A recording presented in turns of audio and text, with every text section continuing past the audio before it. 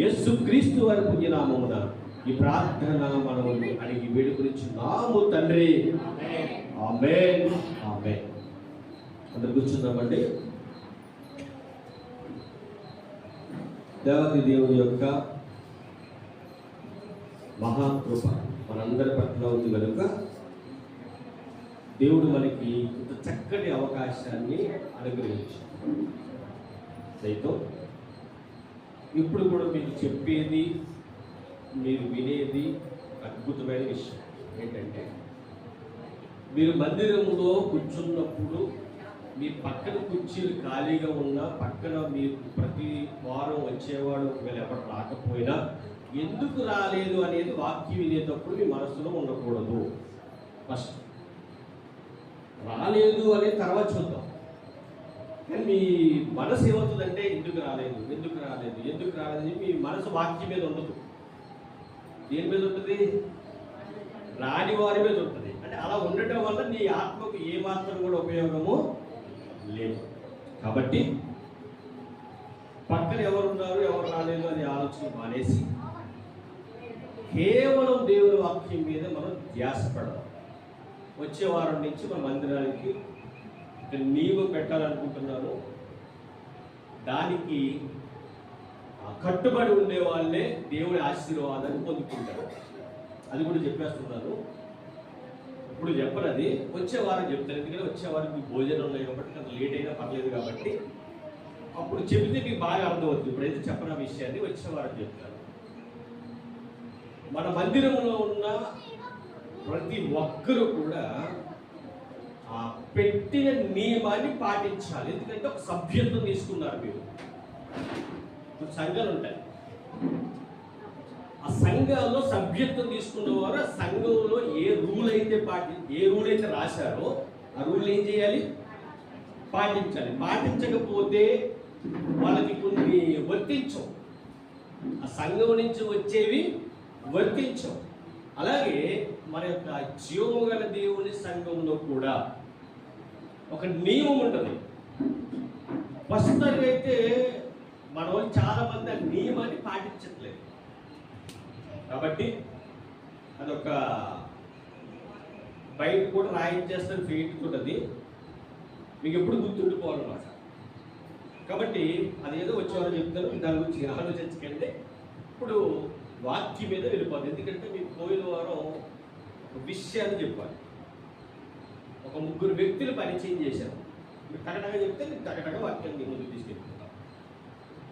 3 వ్యక్తులు పరిచయం చేశాను మీకు. అమ్మా 3 వ్యక్తులు పరిచయం చేశాను. ఓకే, మరి మర్చిపోయారు అని అంటే మీ యొక్క మనసు ఎక్కడ పెట్టారు మీరే చెప్పండి. ఆదివారం మందిరానికి వస్తున్నాము, వింటున్నాము, విన్నది ఎక్కడ పెట్టాలని దేవుడు చెప్పండి. నేను కాదు. నేను ఎందుకంటే నేను మీకులా ఒక విశ్వాసిని లేదా ఒక సేవకుని. మీరెంతో నేనంతే కదా. నేను చెప్పాను అని మీరు వినొద్దు. దేవుడు ఏమన్నాడు? నేను నిలబెట్టుకుంటాను, నేను నీ ద్వారా మాట్లాడుతుంటే ఒక సాధనం అంతే. ఇర్మియా గారితో మాట్లాడతాడు దేవుడు. ఏమనంటే, ఇర్మియా, నేను పంపబోయే మనుషుల దగ్గరికి నువ్వు వెళ్ళాలి. నేను ఏదైతే నీతో మాట్లాడుతానో నువ్వు ఆ మాటలు వారితో మాట్లాడాలి. ఆ మాటలు నీవి కాదు, ఆ మాటలు నావి. కాబట్టి నా మాటలు చెప్పడానికి నేను వాడుకుంటున్నాను. నువ్వు ఒక పాత్రవి. అర్థమైందా? అంటే ఇప్పుడు ఇక్కడ మాట్లాడేది దేవుడే మాట్లాడుతున్నాడు. ఇది ఒక పాత్ర అంతే. కాబట్టి మీరు ఆ మాటలు దేవుడు చెప్పాడు అని మీరు వింటేనంటే అవి మీ హృదయం అనే పలక మీద భద్రంగా ఉంచుకుంటారు. ఒక వ్యక్తి మాట్లాడేటప్పుడు కూడా మీరు చూశారనుకోండి, ఆ వాక్యం మీ లోనికి వెళ్ళదు. ఇప్పుడు కూడా మీరు ఆ విషయాన్ని గుర్తుపెట్టుకోండి. అపోస్తలుడు పౌలు గారు నెక్స్ట్ ఫిలోమోను గారు, నెక్స్ట్ ఒనేసిమస్. మీరందరూ కూడా ఈ ముగ్గురు గురించి ఒక అద్భుతమైన విషయాన్ని నేర్చుకోబోతున్నారు. ఏంటి? మీకు ఆల్రెడీ పోయిన వారని చెప్పాను. ఒనేసిము మంచివాడా? మోసగాడు. ఈ మోసగాడు ఎవరిని మోసం చేశాడు? ఫిలోమోను అనే ఒక భక్తి పరుని మోసం చేశాడు. మోసం చేసిన తర్వాత అక్కడ ఉండలేక, మోసం చేసినవాడు ఉండలేడు కాబట్టి మోసం చేసి ఉండలేక దూరంగా పారిపోతాడు. దూరంగా పారిపోయిన ఆయన దగ్గర పట్టికలో డబ్బు అయిపోతుంది. ఇక పరిస్థితి ఏమి బాగోదు. ఇలాగా అక్కడ ఎక్కడికైతే పారిపోయాడో అక్కడ మరి ఏం చేశాడో తెలియదు కానీ మొత్తం మీద పోలీసులకి చిక్కాడు. అప్పుడు ఎక్కడ పెట్టారు ఆయన్ని? జైల్లో పెట్టారు. ఇది అద్భుతం ఏంటంటే జైల్లో ఎవరు ఉన్నారు?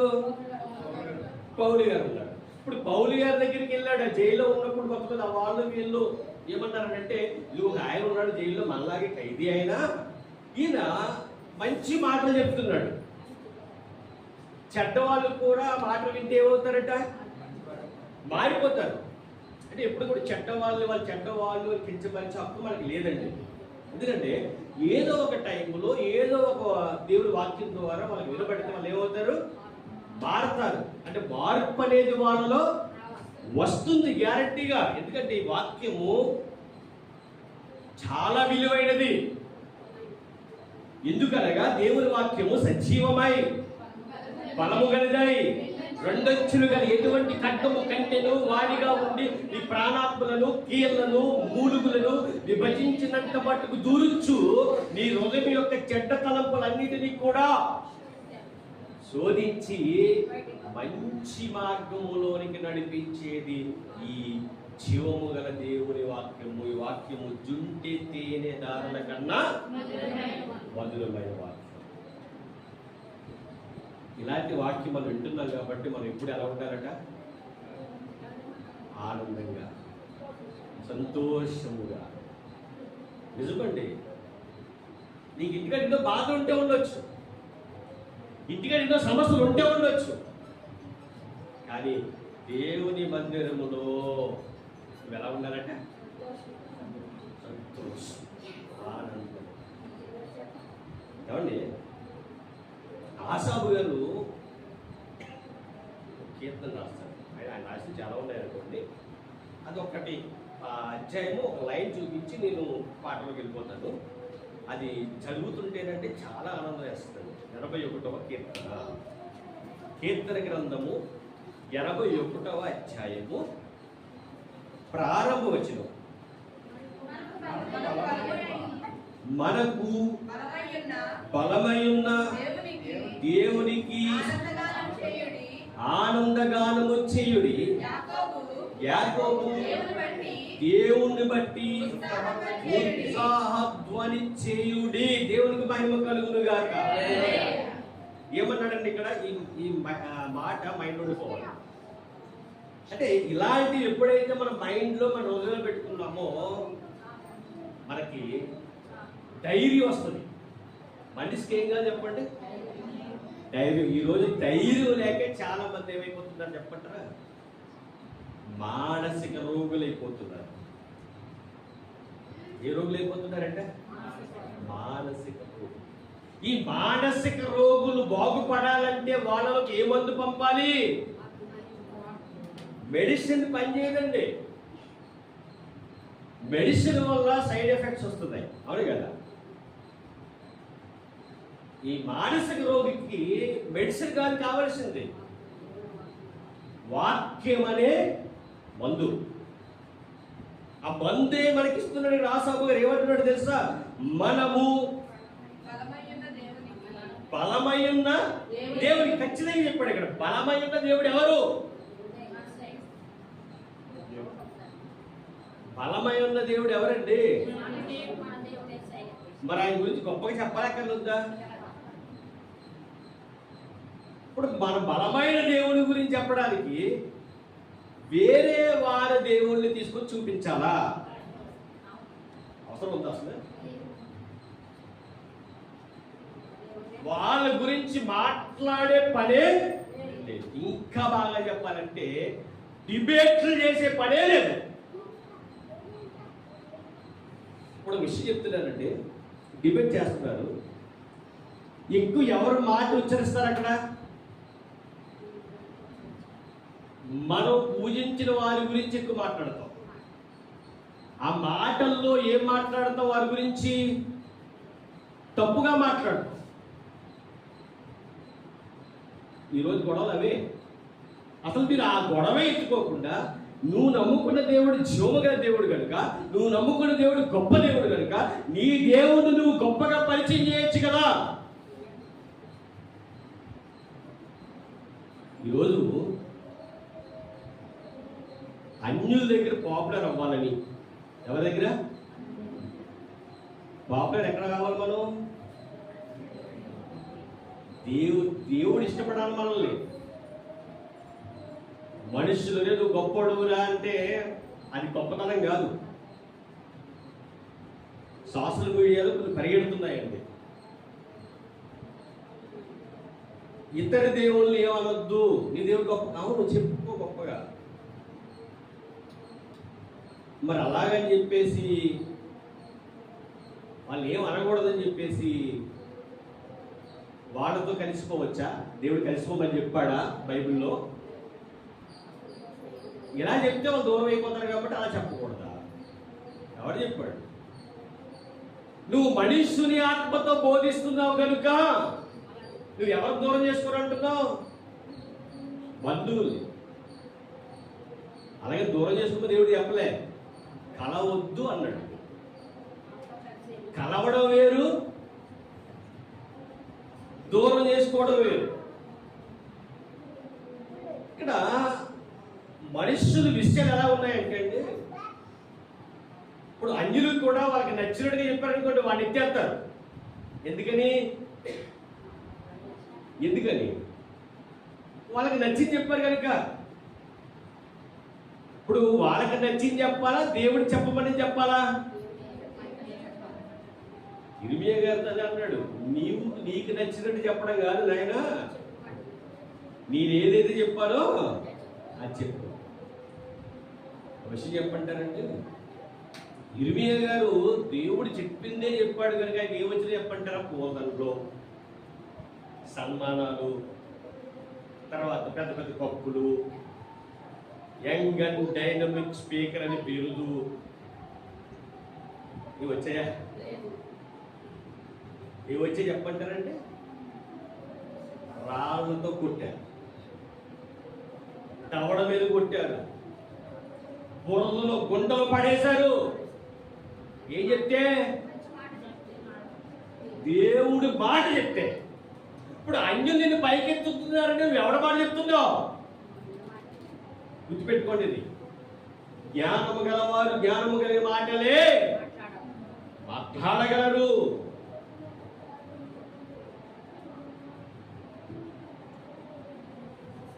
విషయాలు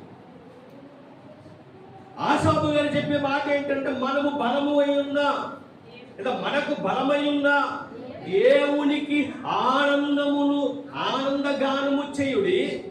యాకోబు దేవుని బట్టి ఉత్సాహ ధ్వని చేయడి, దేవునికి మహిమ కలుగును గాక. అంటే మన మందిరంలో ఏం చేయాలి? ఉత్సాహ గానం, ఆనంద గానం. ఇది ఒక క్రైస్తవుడుగా నువ్వు చేయవలసిన గొప్ప పని. ఒక విషయం చెప్పంటారంటే, క్రీస్తు నమ్ముకున్న వాళ్ళని లాగేసుకోవడం కాదు, కానీ ఎవరిని మార్చాలట? దేవుడంటే ఎరగని వారిని ఏం చేయాలంటే మనం దేవునిలోకి లాగకూడదు, దేవునిలోనికి లాగకూడదు. దేవుడి మాట చెప్పాలి. ఇప్పుడు దేవుడి మాట చెప్పినప్పుడు ఒకసారి వినొచ్చు, వినకపోవచ్చు. ఇప్పుడు నాలుగేమవుతుంది? ఆ మాట వాళ్ళకి ధైర్యాన్ని ఇస్తుంది. మన యొక్క మహిమ గల క్రీస్తు ప్రార్థన మందిరాన్ని బట్టి నేను చాలా ఆనందపడతాను. ఎందుకంటే వాక్కి విని వారు అన్య దేవతలు పూజించేవారు మనం వాళ్ళు ఆగలేదు, కానీ వాళ్ళ వాక్కి విని వారికి ఉన్న కష్టాలు, సమస్యలు, బాధలు బట్టి, మనం చెప్పే సాక్ష్యాన్ని బట్టి, దేవుడు మనకి చేసిన మేలును బట్టి వారు కూడా ఎక్కడికి వచ్చారట? దేవుళ్ళలోకి. కష్టపడి, కానీ ఎవరికి పసిపెట్టిన ప్రేమ ఎక్కువ ఉంటుందండి? నవమాసాలు మోసి అంటే ఆ తల్లికి ఏముంటది? ప్రేమ. ఆ బిడ్డని వేరే ఒకరు పెంచుకుంటున్నారు తీసుకెళ్ళి. ఇప్పుడు ఈ నవమాసాలు కన్నా ఈ తల్లికి ప్రేమ ఎక్కువ ఉంటుందా? తీసుకెళ్ళి పెంచుకుంటున్న ఆ తల్లికి ప్రేమ ఎక్కువ ఉంటుందా?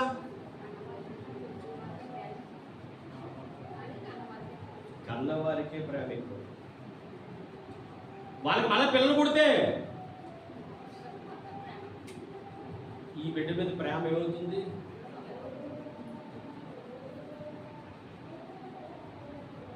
ఒక సంఘంలో ఒక విశ్వాసి రక్షింపబడితే ఆ విశ్వాసి మీద ఆ సంఘ నాయకుడికి చాలా బాధ్యత ఉంటుందండి. రక్షణ ఇవ్వడం గొప్ప కాదు, నా లెక్క ప్రకారం, నేను ఆలోచించే లెక్క ప్రకారం చెప్తున్నానండి. దేవుడు కూడా అలాగే మాట్లాడతాడు. నువ్వు ఎంతమందికి, ఎన్ని లక్షల మందికి బాప్తిస్మం ఇచ్చావనేది ముఖ్యం కాదు, ఇచ్చిన నువ్వు వారిని ఎంత ఆత్మీయంగా పెంచుతున్నావు అనేది ప్రాముఖ్యం. ఈ మాట మీకు ఎందుకు జ్ఞాపకం చేస్తున్నానంటే, ఇప్పుడు పౌలు గారి దగ్గరికి వెళ్ళినప్పుడు మనకి అదే కనిపిస్తుంది. అక్కడ ఇక్కడ ఆసాబు గారు అన్న మాట మన హృదయాల్లో గూడుగట్టుకుపోవాలి. ఏమన్నాడు ఆయన? మనకు బలమై ఉన్న దేవునికి ఆనందగానము చేయుడి, యాకోబు దేవుని బట్టి ఉత్సాహధ్వని చేయుడి. మీరు ఎప్పుడు ఆనందంగా ఉండాలి, మీరు ఎప్పుడు సంతోషంగా ఉండాలి. ఎందుకు ఉండాలి అంటే మీరు జీవము గల దేవుణ్ణి నమ్ముకున్నారు కనుక. భయము గాని, చీకు గాని, చింత గాని మీకు ఉండడానికి వీలు లేదు. మిమ్మల్ని కాపాడేవాడు జీవము గల దేవుడు. దేవుడికి మహిమ కలుగుతుంది. ఆయనకి అసాధ్యమైనది ఏదీ లేదు, సమస్తము సాధ్యం. ఉన్నది లేనట్టుగా, లేదు ఉన్నట్టుగా చేయగలిగిన దేవుడు. ఆనాడు ఏలియా ప్రార్థన చేస్తే 3.5 సంవత్సరాలు వర్షము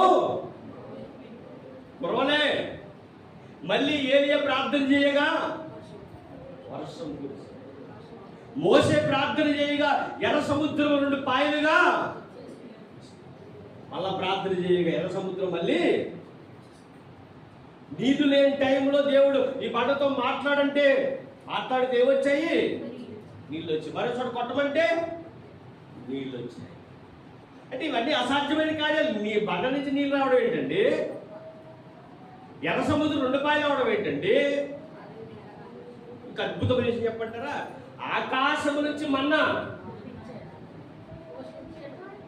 ఏంటి ఇవన్నీ? ఏంటి సాధ్యము కానివి దేవుడు ఏం చేశాడు? సాధ్యం చేసేది. దేవుడు అంత గొప్పవాడు. నీకు రోగం తగ్గట్లేదా? ఆ రోగాన్ని తగ్గించగలిగే శక్తి ఎవరికి ఉంది?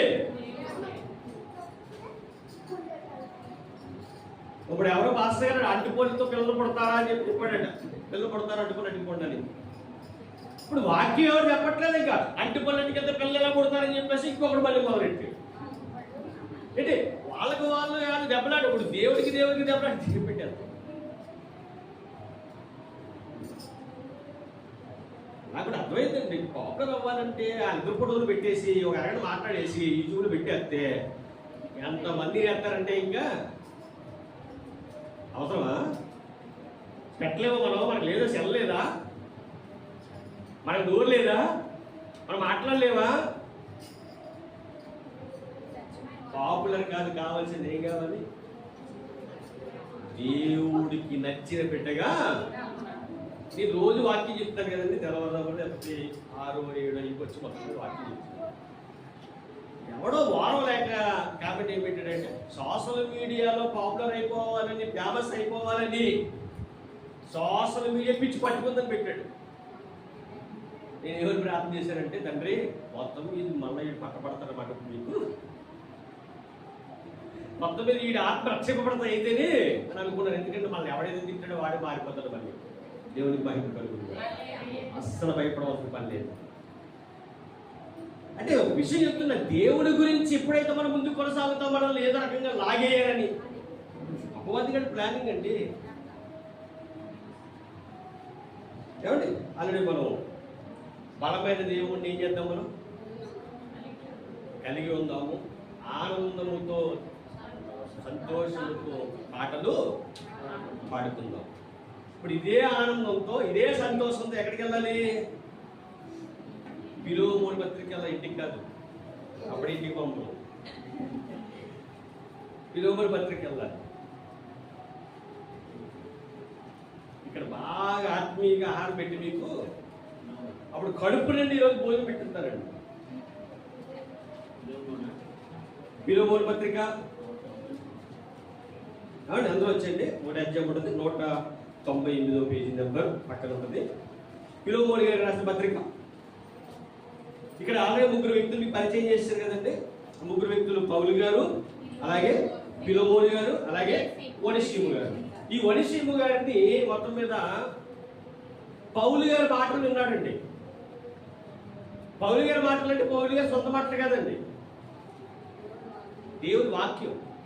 ఇప్పుడు దేవుని వాక్యము ఒనేసిము గారిని ఏం చేసిందని అంటే మనస్సు మార్చింది. మనస్సు మారిన ఒనేసిము గారు ఏం చేశాడంటే, ఫిలోమోను గారి ఇంటికాడ నేను ఏం చేశాను, ఏ తప్పు చేశాను, ఆయన చాలా మంచోడు, ఆయన ఎంత సంఘం ఉంది, ఇవన్నీ చెప్పుకుంటూ వచ్చిన తర్వాత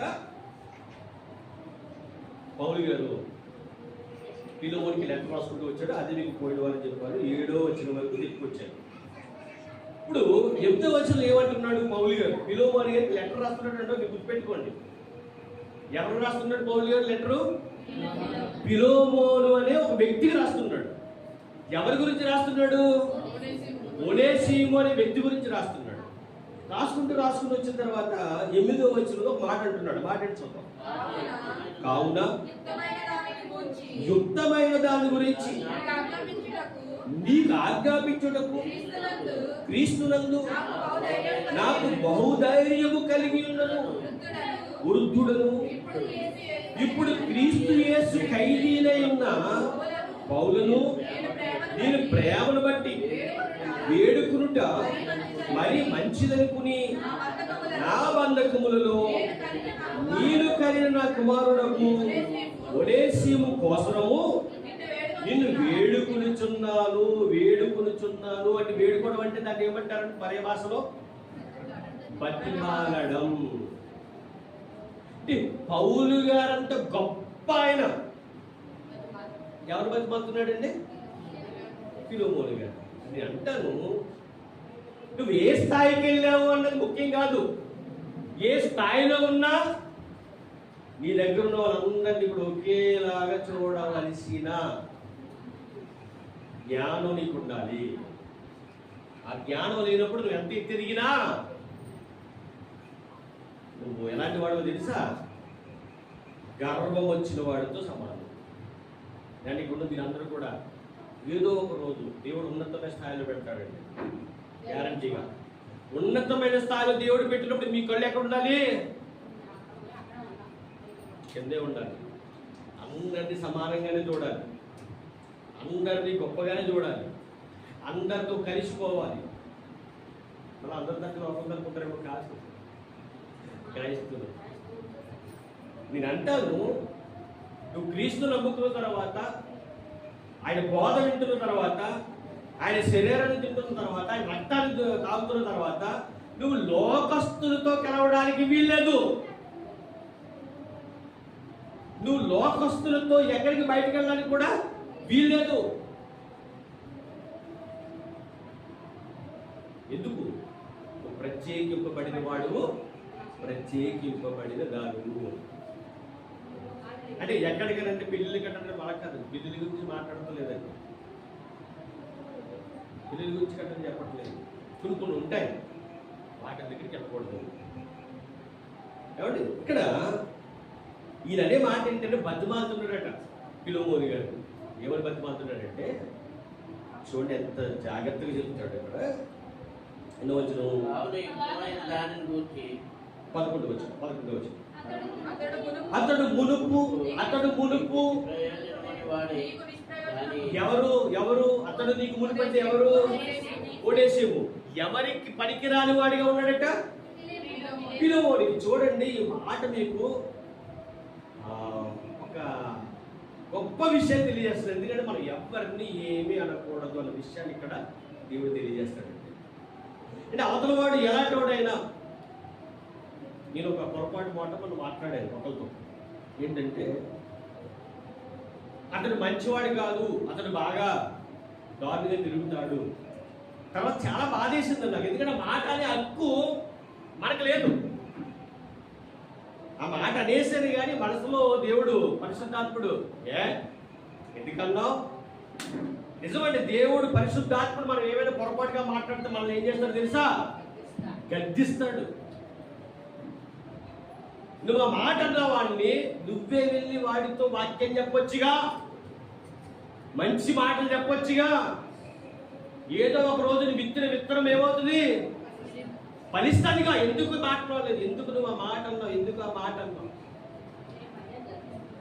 చాలా బాధ కలిగింది. తర్వాత ఎందుకు వచ్చిన తర్వాత ఉండనుకుంటా, తండ్రి నన్ను క్షమించు.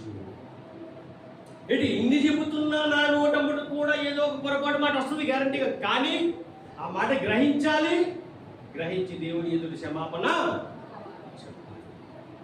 ఆ రోజు నుంచి ప్రార్థన చేస్తున్నాడు ఆ కుర్రోడు గురించి. తండ్రి వాడు బాగా పాట పాడగలడు తండ్రి, వాడు వాయిస్ని పాట పాడడానికి ఉపయోగించి వాడిని మార్చి నీ వాక్యంతో వాడికి వాక్యం చెప్పగలిగే ధైర్యం నాకు దయచే తండ్రి అని ప్రార్థన చేయడం మొదలు పెట్టాడు. దేవుడు ఆ కార్యము సఫలము చేయను గాక. చేస్తాడానికి అసాధ్యమైనది ఏది కూడా లేదు. ప్రేమ దేవుడు వల్ల ఇక్కడ వేడుకుంటున్నాడు, బతిమాలుకుంటున్నాడు. ఆయన ఒక ఆత్మను రక్షించడానికి ఏం చేస్తున్నాడు?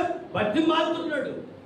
ఒకప్పుడు నీకు నిష్ప్రయోజనమైన వాడే గాని ఇప్పుడు నీకును నాకును ప్రయోజనకరమైన వాడాయను. దేవునికి మహిమ కలుగును గాక. ఎందుకు పనికి రాని వాడు ఇప్పుడు ఏమయ్యాడు తెలుసా? ఉపయోగపడేవాడిగా మారిపోయాడు ఫిలోమోను. నాకు చాలా ఆనందంగా ఉంది అంటున్నాడు ఎవరు? పౌలు గారు. నిజమే కదా, ఒక ఆత్మ రక్షింపబడుట పరలోకములో దేవదూతలు ఏం చేస్తాయట? విందు చేసుకుంటాయట.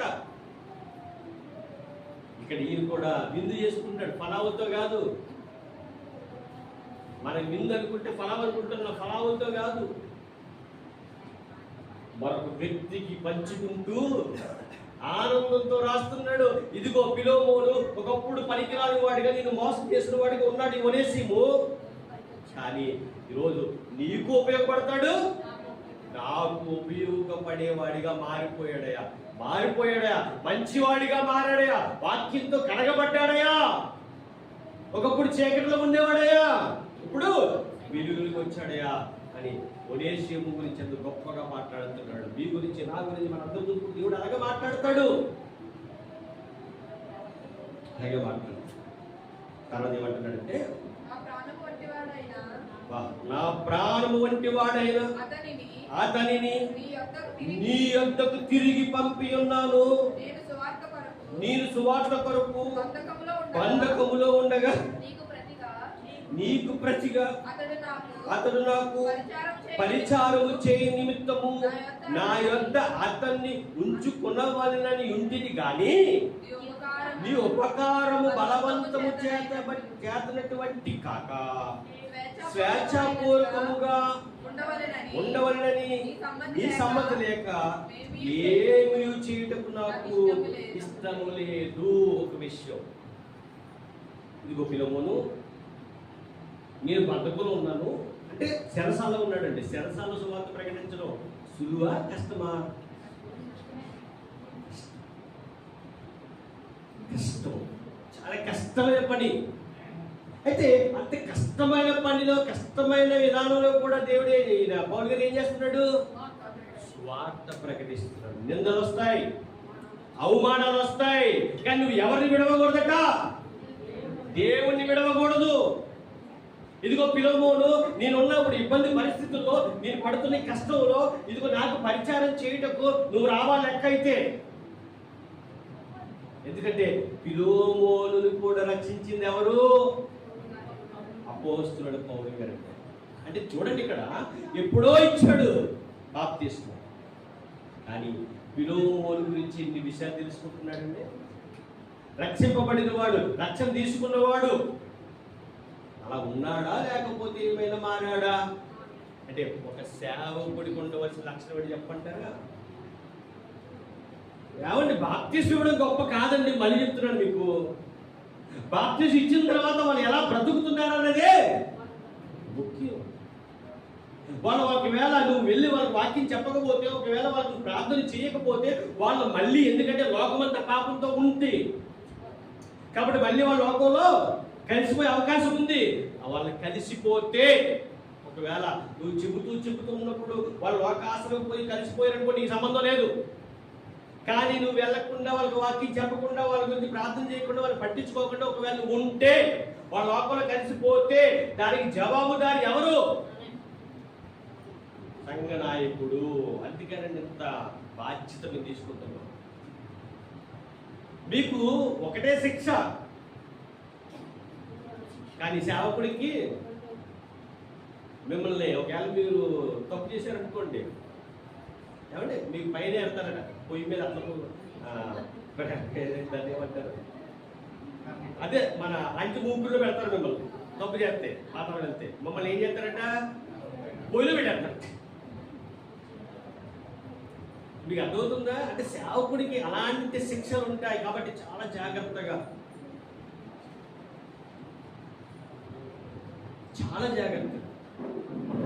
బ్రతకడానికి చూడాలి. ఇక్కడ చూడండి, ఇతను అనే మాట ఏంటంటే, ఇదిగో నేనున్న బంధకములో నేను అతను ఉంచుకోవాలి, కానీ నీ ఇష్టం లేకుండా నేను అతను ఉంచుకోవడం కరెక్ట్ కాదు, కాబట్టి నేను ఏం చేస్తాను, నీ దగ్గరికి పంపించేస్తున్నాను. ఇవన్నీ లెక్కలోనే రాస్తున్నాడు, ఇంకే వెళ్ళలేదు. ఒనేసిము నీ లెక్కలోనే రాస్తున్నాడు. తర్వాత 15 అతడిక మీదట దాసుడిగా ఉండక దాసుని కంటే ఎక్కువవాడుగాను, ప్రియ సహోదరుడుగాను, విశేషముగా నాకును శరీర విషయమును, ప్రభు విషయమును, మరీ విశేషంగా నీకును ప్రియ సహోదరుడుగాను నీ యందు ఎల్లప్పుడూ ఉండుటకై కాబోలు. చూడండి, అంటే ఇతన్ని ఇలా మారడానికే కాబోలు. ఈ మాట మీకు అర్థం కాకపోతే నేను చేయలేనండి. అర్థమైతే మట్టుకు చాలా లోతులోకి వెళ్ళిపోద్ది మాట. ఇప్పుడు ఇంతకీ ఒనేసిము ఏం చేశాడు? మోసం చేశాడు కదా. మోసం చేసి ఎక్కడికి పారిపోయాడు? దూరంగా వెళ్ళిపోయిన అతను ఎవరికి కలిశాడు? పౌలు గారిని కలిశాడు. పౌలు గారిని కలవడం ద్వారా అతను ఏమయ్యాడు? మారాడు కాబట్టి ఇప్పుడు ఎవరికి ఉపయోగపడుతున్నాడు? దేవునికి ఉపయోగపడుతున్నాడు. దేవునికి మహిమ కలుగుతుంది. అంటే ఇదంతా జరగడానికి గల కారణం ఏంటంటే అతను మోసం చేసి పారిపోయాడు కాబట్టి.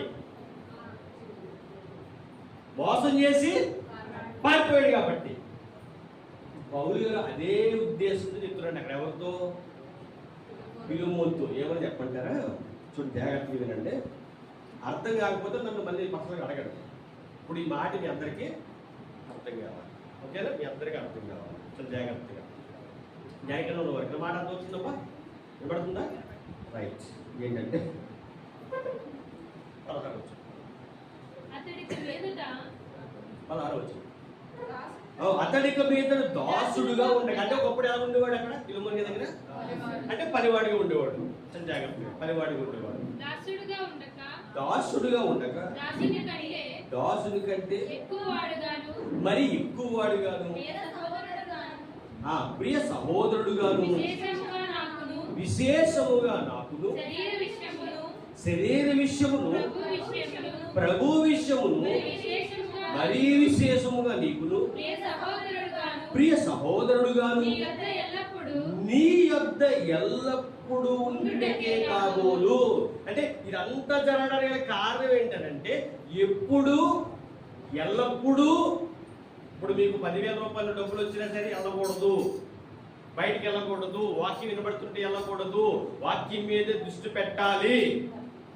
వాక్యం వినడానికి దేవుడికి ఇంపార్టెంట్ ఇవ్వాలా, బయట వారికి ఇంపార్టెంట్ ఇవ్వాలా? ఇది కాపాడేది దేవుడా బయటోడా?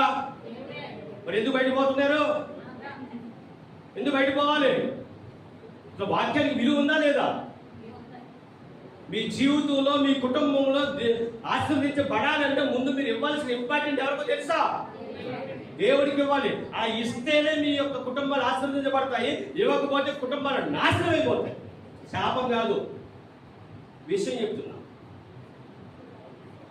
నా కుటుంబం నా పిల్లలకి ఇదే మాట చెప్తాను నేను. రోజు వాయిప్ అయిపోతాను, మామూలు కాదు. ఇంకా ఆ బాధతో మా ఆవిడ ఇవ్వడానికి చెందబడుకుంటాను ఒకసారి నేను తట్టుకోలేక. కానీ దానికైతే సమస్య లేదు. ఏదేమైనా నాకు ముఖ్యం ఎవరో తెలుసా? దేవుడే కావాలి నాకు. దేవుడి తర్వాతే ఎవరైనా సరే. నా మాటలు బాధ పెట్టుకుంటున్నా, క్షమించింది. కానీ దేవుడికి ఏమి ఇవ్వాలట? ఇంపార్టెంట్. ఇప్పుడు వెళ్తే మీకు 10,000 కలిసి రావచ్చు, లేకపోతే వీరు రావచ్చు, లేదా అవసరం పని చెప్పకపోవచ్చు. దేవుడైతే నిన్ను పోషించే దేవుడు, నిన్ను నడిపించేది దేవుడు, నిన్ను కాపాడేది. ఏమంటున్నాడంటే ఇక్కడ, నీ దగ్గర ఎల్లప్పుడూ ఉండుటకు కాబోలు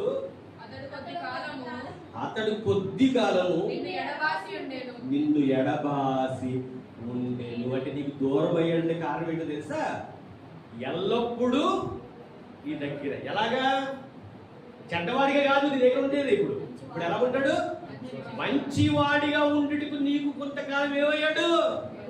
దూరం అయ్యాడు. నేనంటున్నా, ఇప్పుడు మీరు కూడా కొంతకాలం దేవుడు దూరమై ఉంటుంటే, ఒకవేళ దేవుడు అంటున్నాడు మళ్ళీ నువ్వు వచ్చావంటే కారణం ఏంటంటే దేవుడు నిన్ను ఆకర్షించాడు కాబట్టే, దేవుడు నీ పట్ల ఒక గొప్ప ప్రణాళిక ఉంది కాబట్టే. నిజం ప్రేమ దేవుడు అంటారు. ఇక్కడ అంటున్న మాట ఏంటి చెప్పంటారా?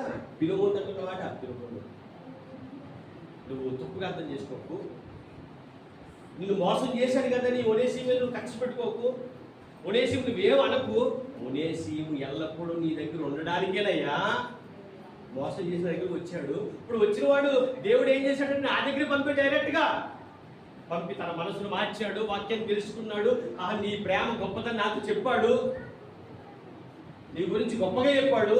కాబట్టి ఒనేసిము ఫిలోమోను ఏం చేస్తామంటే అతన్ని గొప్పగా గొప్పగా గొప్పగా చూడయ్యా, ప్రేమగా చూడయ్యా, దోషుడిగా చూడకు, పనివాడిగా చూడకు. నేను అంటున్నా, నువ్వెంత పెద్ద సేవకుడు అయినా నీ దగ్గర ఒకవేళ లేనోడు వచ్చినా వాడిని కూడా ఉన్న వాళ్ళందరూ సమానంగా చూడాలి.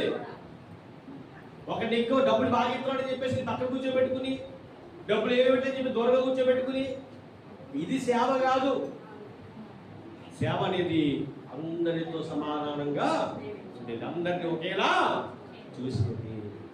ఎలా చూసాను ఈ విషయాన్ని బట్టి అండి నాకు వెంటనే ఎవరికి చెప్పొచ్చో చెప్పంటారా? యోసేపు. ఆయన టచ్ చేసేసి ముగిద్దాం ఈరోజు. మళ్ళీ వారు ఇక్కడికి వెళ్దాం. ఆయన దగ్గరికి వెళ్దామా? ఎవరి దగ్గరికి? ఎక్కడ ఉంటాడు ఆయన? ఎక్కడ? ఎస్, ఆదికాండము. రండి, చాలా అద్భుతంగా ఉంటుందండి, మనసు పెట్టి వింటేనండి. ఆదికాండము అయిపోతుంది, అంతా చెప్పారు, అయిపోతుంది. ఆదికాండము 45వ అధ్యాయం అండి. ఆదికాండము 45వ అధ్యాయము ప్రారంభోచనం చదవండి. వారందరినీ ఎదుట పెట్టను తాను అణుచుకొని జాలక మా యుద్ధ నుండి ప్రతి మనిషిని ఎరుపులకి పంపివేయని బిగ్గరగా చెప్పాను. యోసేపు తన సహోదరులను తాను తెలియజేసుకున్నప్పుడు ఎవరిను అంటే ఈ సందర్భం ఏంటంటే ఉండలేదు. ఈ సందర్భం ఏంటంటే యోసేపు దగ్గరికి తన అన్నయ్యలు ఉంటారు కదా, ఎవరి యాషావు యాకోబు వేరు, యోసేపు వేరు. ఓకేనా? రైట్. అంటే పొరపాట్లాడుకుంటారు తప్ప వేరే కాదు అనుకోండి. ఇక్కడ యోసేపుకి అన్నయ్యలు ఉన్నారండి. వీళ్ళు ఏం చేశారు? ఒకనాడు యోసేపు మీద కోపం తెచ్చుకుని ద్వేషం తెచ్చుకుని గుంటలో పడేసి చంపేయాలనుకున్నారు, రాళ్ళు కూడా ఇస్తారు. అప్పుడు దేవుడు ఒకటి ప్రేరేపించి మరి చంపదేవత వాళ్ళకి ఐగుప్తులు వెళ్తున్నారు కదా, ఐగుప్తులు అమ్మేద్దాము, అప్పుడు డబ్బులు వస్తాయి మనకి అని చెప్పేసి కొన్ని డబ్బులు అమ్మేశారు. ఆయన అమ్మేసిన తర్వాత అతను ఐగుప్తు దేశానికి దాసుడుగా వచ్చాడు. అక్కడ కొన్ని పనులు చేసుకున్నాడు. తర్వాత మొత్తం మీద ఒక కళ వచ్చింది. ఆ కళ గురించి మాత్రం మొత్తం మీద ఏం జరిగిందంటే ఐగుప్తు దేశానికే రాజు తర్వాత రాజు అయిపోయాడు. ఏమయ్యాడు? రాజు తర్వాత రాజు. అంటే అన్ని చెప్పే సందర్భం టైం అయిపోతుంది కాబట్టి చెప్పట్లేదు. కానీ అయిపోయిన తర్వాత కరువు వస్తుంది. ఆ దేశం అంతా కరువు వస్తుంది. కానాన్ దేశం అంతా కరువు వస్తుంది. అక్కడ ఎవరు ఉంటారంటే యాకోబు గారి పిల్లలు అందరూ ఉంటారు. ఇప్పుడు కరువు వచ్చినప్పుడు మరి కరువులో ఏమి తిరగకపోతే చచ్చిపోతారు కదా. ఇప్పుడు ఎక్కడ సమృద్ధిగా ఉన్నారంటే ఎక్కడికి వచ్చేది? ఐగుప్తులోకి వచ్చి, అంటే వాళ్ళ దగ్గర బంగారం ఉంది, వెండి ఉంది, తినడానికి ఏమి లేదట, ధాన్యం లేదు. ఇప్పుడు బంగారం తిరగలరా? ఇప్పుడు కోట్ల రూపాయలు ఉన్నాయి, కోట్ల రూపాయలు ఉంటే వాళ్ళ దగ్గర బియ్యం లేవనుకోండి, బతికేస్తారా? అది ఆ దగ్గర ఇప్పుడు ఉంటే లారీ డబ్బులు మురుగుతుంటాయి కదా, డబ్బులు తినేస్తే బతికేస్తారా? కాబట్టి వీళ్ళు ఏం చేశారంటే ఐగుప్తు దేశానికి వెళ్ళాటికి వెళ్ళారంటే వస్తు మార్పిడి. అయితే అక్కడ యోసేపు గారిని వాళ్ళు చూశారు, కానీ యోసేపు గారిని గుర్తుపట్టలేదు. అని యోసేపు గారిని వాళ్ళు గుర్తుపెట్టాడు.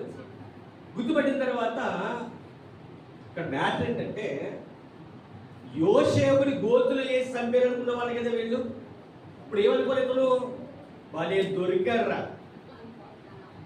ఈరోజు చాలా మంది ఏదైనా అవసరం వెళ్ళినట్టు ఎవరు తింటున్నా, మీరు నన్ను ఇలా అన్నాడా, వీడికి ఇప్పుడు అవసరం వచ్చానా?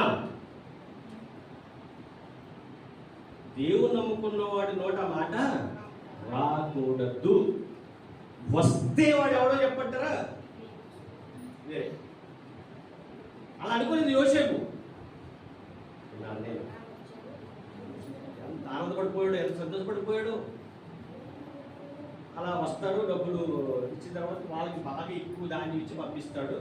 మళ్ళీ వస్తాడు, ఎందుకంటే తమ్ముడిని చేసుకుంటాడు. ఇక్కడ తమ్ముడిని తీసుకురామని చెప్తాడు. అది మళ్ళీ జరుగుతాయి, మళ్ళీ చదువుకు వస్తాయి. కానీ 45వ అధ్యాయంలో జరిగింది ఏంటంటే తను ఏడుస్తాడు. ఎందుకు ఏడుస్తాడు చెప్తాను. జాతకం 45వ అధ్యాయం ప్రారంభం. అప్పుడు యోసేపు తన యొక్క నిలిచిన వారందరినీ ఎదుట తను తాను అణుచుకున్న జాలక నా యొద్ద నుండి ప్రతి మనిషిని వెలుపలికి పంపివేయడని దగ్గరగా చెప్పాను. యోసేపు తన సహోదరులను తన్ను తాను తెలియజేసుకున్నప్పుడు ఎవరునూ అతని యొద్ద నిలిచి ఉండలేదు.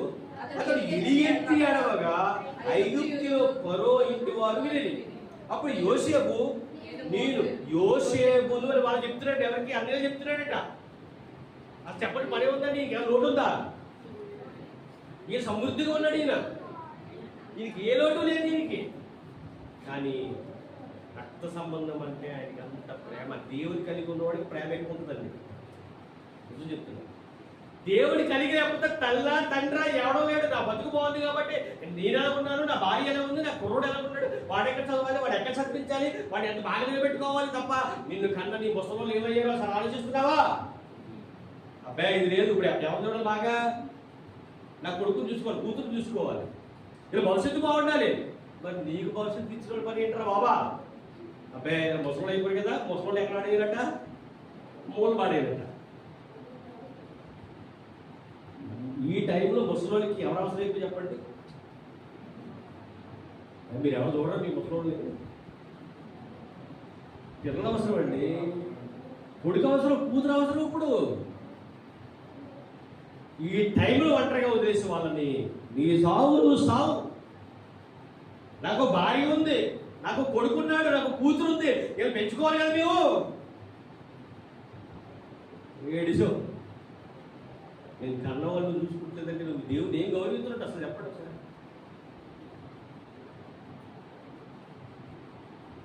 ఇక్కడ యోసేపు ఏడుస్తున్నాడు.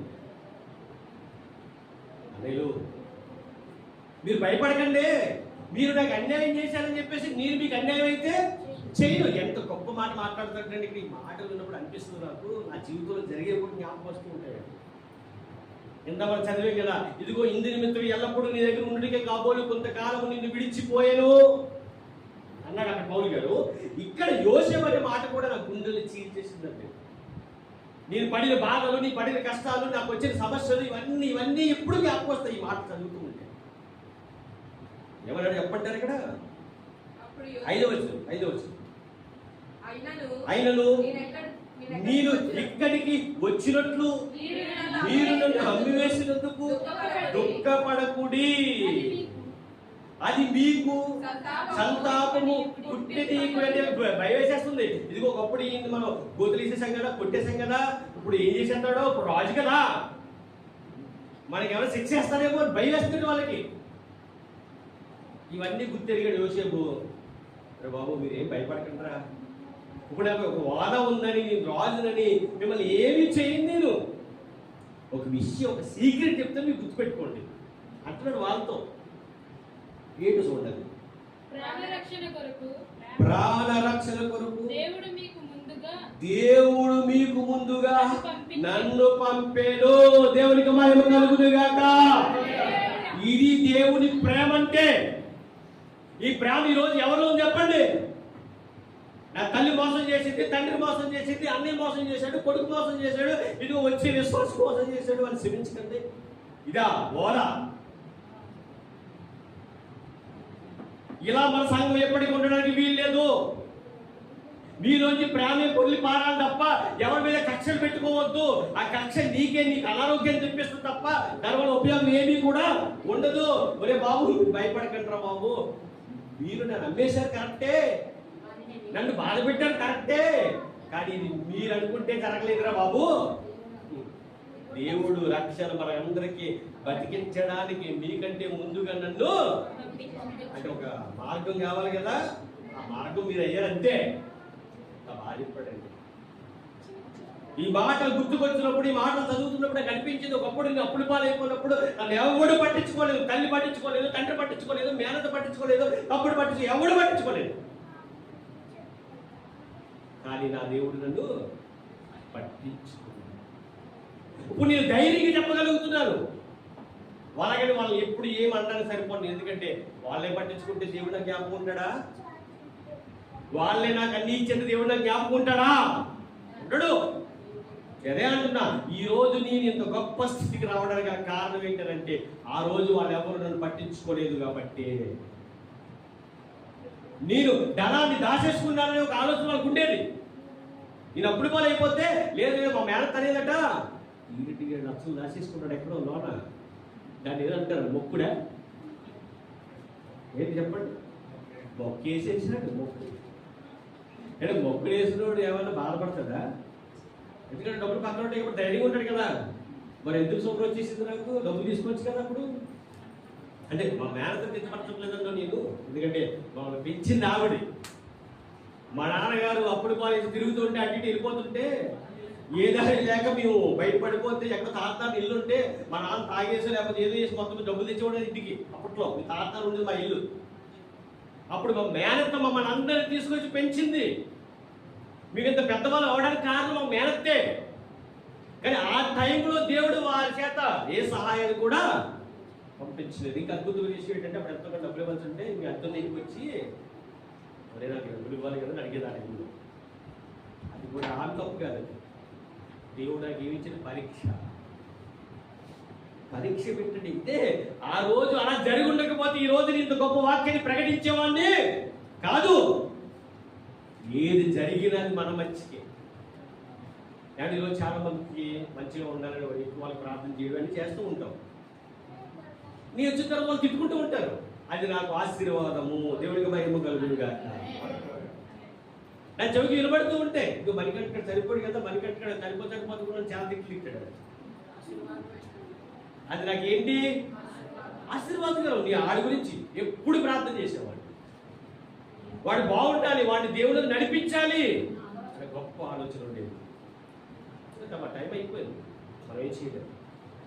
కానీ వాడి గురించి వాడి కుటుంబం అంతా కష్టపడిందండి. త్వరగా అయితే అత్తమాట ప్రార్థన చేయండి నాకు కొడుకు నాన్నోడు కాదండి, కొడుకే. అంత ప్రేమగా చూసేదండి, వాడి గురించి ఎక్కువ ఆలోచించేదండి. నేను అంటున్నా, మీరు మంచి చేయండి. ఆ మంచి చేయడం వల్ల మీకు చెడు ఎదురు వస్తుంది, కానీ మీరు బాధపడకండి. ఎందుకు? దేవుడు నీకు ప్రతిఫలాన్ని నిందనే పూదండగా మార్చే దేవుడు మనకు కలిగి ఉన్నామండి. ఇక్కడ ఏమంటున్నారంటే, ఈయన దేవుడే మీకంటే ముందుగా నన్ను పంపించాడు కాబట్టి మీరు భయపడడానికి వీలు లేదు. ముగిస్తాను, ఇంకా ఉంది, వచ్చేవారు దాని జ్ఞానం. ఈరోజు ఇక ఉన్న మీరు అందరూ కూడా దేవుని ఏర్పాట్లో ఉన్నవారు. మీకు అప్పుడప్పుడు కొన్ని నష్టాలు, కొన్ని సమస్యలు, కొన్ని బాధలు వస్తూ ఉంటాయి. కొంతమంది ద్వారా మీకు బాధ కూడా కలుగుతుంది వాళ్ళు మాట్లాడే మాటలు బట్టి. కానీ మీరు వాళ్ళ గురించి ఎక్కడా తప్పుగా మాట్లాడకండి. నోటి మాటే మాట్లాడితే మనం తిరిగి మనం తీసుకోవాలి. కాల్ జారితే కాల్ తీసుకుని పక్కెట్టుకోవచ్చు, నోరు జారితే తీయలేమంటూ దయతో ఎవ్వరు కూడా అలాంటి మాటలు మాట్లాడకండి. ఒకటి మీరు గుర్తుపెట్టుకోండి, మన జీవంగా దేవుని నమ్ముకున్నాం.